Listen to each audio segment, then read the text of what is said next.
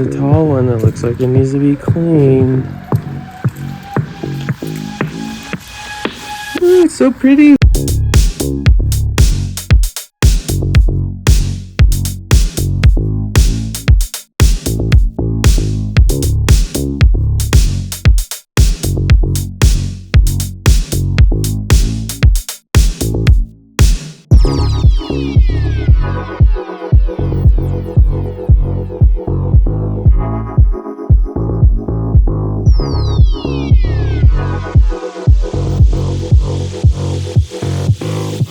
Alright, I told myself I wasn't gonna start working on this bike till the spring, but I just love working on bikes. This thing I got in the Salt Lake City area, and it was garaged for a while. There's a few points that are like super scratched, but I love the color, and it's my size, which has been harder than I thought to really find. So there's a ton of dust all over it, which I've left on since I got it, because I really want to show how it goes from super dirty to super clean and shiny. A couple things that I really love about it are that it has yellow handlebars, which are pretty cool. It's got these mounting nuts on the fork for a basket or a rack. So down on the bottom of the bike, there's a old Salt Lake bicycle registration plaque or number. I love that because it shows the history of this bike. I bought this bike from the original owner. It's still got some red dust on it, which tells me this was either written down in St. George or out in Moab, which is pretty cool.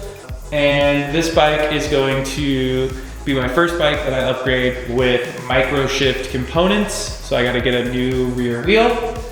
And yeah, I'm excited for this thing. It's gonna be a fun 26 adventurer tourer.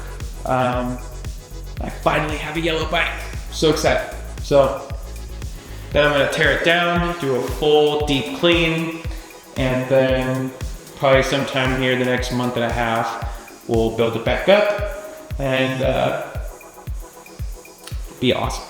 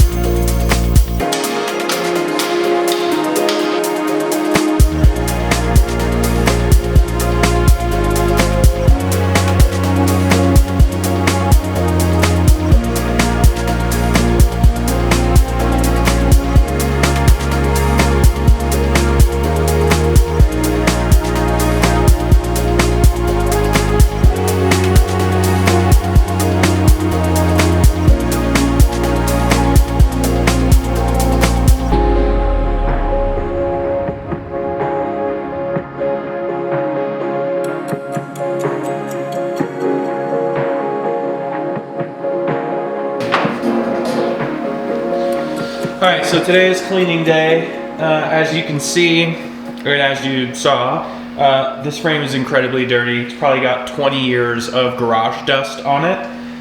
So I'm excited to give this thing a scrub and really clean it down nice and perfect. And then also today, I'm intending on opening up the headset bearings, which I haven't done before. I bought degreaser. I'm going to completely re-grease them, look for divots, because when I turn the fork, it feels like notched. Kind of like you can kind of see it's not fluid in how it moves as I'm moving it. Kind of jumps from one to the other, like one spot to the other. So, I'm gonna take this apart, see if I need to buy a new headset, and yeah, it's really bad. So yeah, gonna have to see if I'm gonna buy a new headset. If so, I'm gonna make this bike really nice with upgrades, but that's what I'm up to today.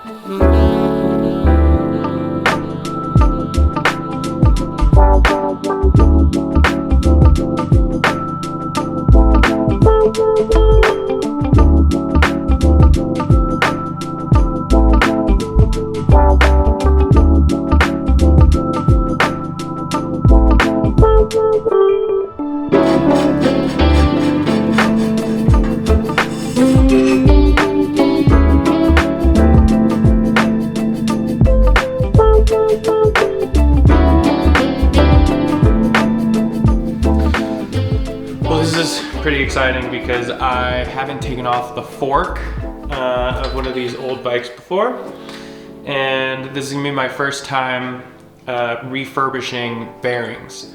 I don't want to put a new headset on here because that means I'll need to get a new tool. Quite frankly, I want to keep upgrading the giant iguana with a different stem, so I'll buy that tool then. But yeah, the insides of where the ball bearings go, they're looking smooth both here and on the bottom. So I'm going to degrease them, wash them, re-grease them, and hopefully that makes the fork of this bike a lot more smooth.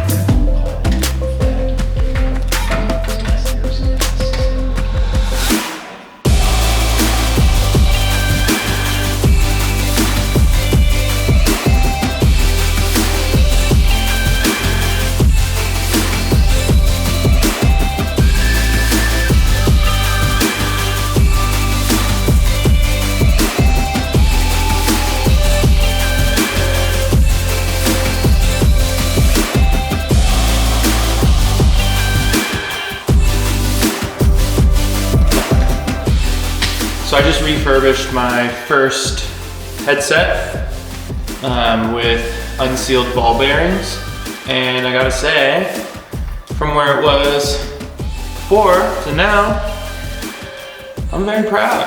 I didn't lose any ball bearings, and another capability that I've learned that I'm stoked to know how to do. Hell yeah.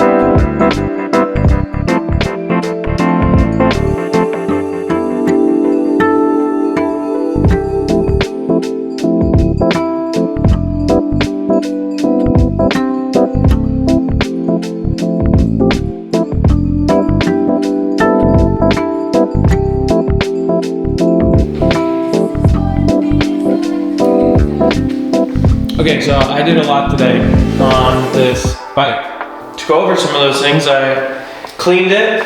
It was very dirty, had a lot of red dust on it. I rebuilt the headset, degreased and greased the bearings in the headset. I put in a new bottom bracket, put these cranks on. Looks like they're gonna be working okay. You never know until you put on a chain. It's at least my first time doing this. Took off the brakes, polished those, put the brakes back on, and put the cassette onto the wheel and mounted the derailleur that I'll be using. So yeah, I got a lot done today, and I'll keep the handlebar polish. I'll probably do later tonight because I shouldn't leave it in the cold. But the next thing to do is put on the handlebars, put on the seat, put on the front wheel, put on the tires, put on the chain. Then this bike's close. Run the cables, shifter, brakes. Then this bike's pretty much done. I'm really excited to see how this thing turns out. I think it's looking super cool so far.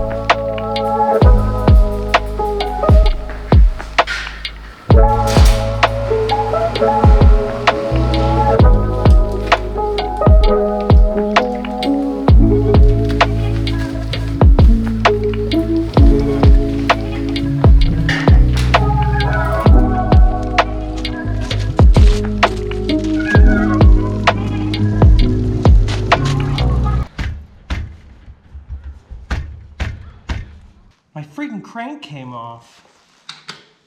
Let's get that tightened and start over again.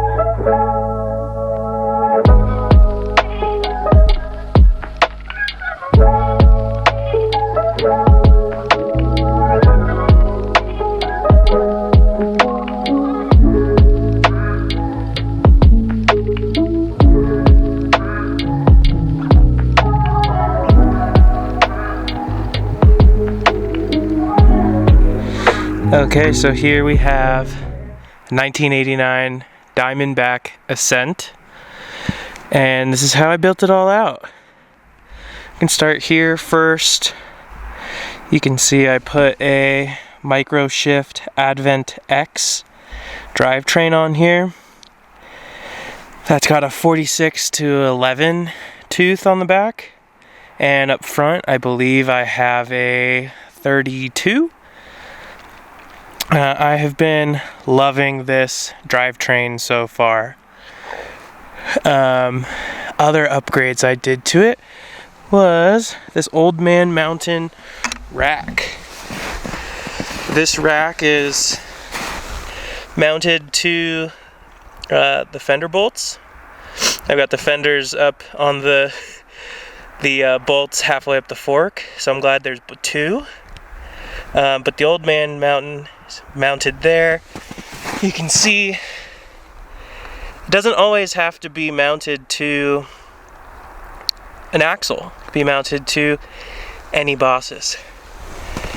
So that is the pizza rack with Old Man Mountain's basket on top, which I love. Makes this thing perfect for getting groceries and riding around town, doing little errands. I mounted it to the fork with these Old Man Mountain fork mounts. And essentially, you can mount this rack to anything by zip tying this puck onto the fork.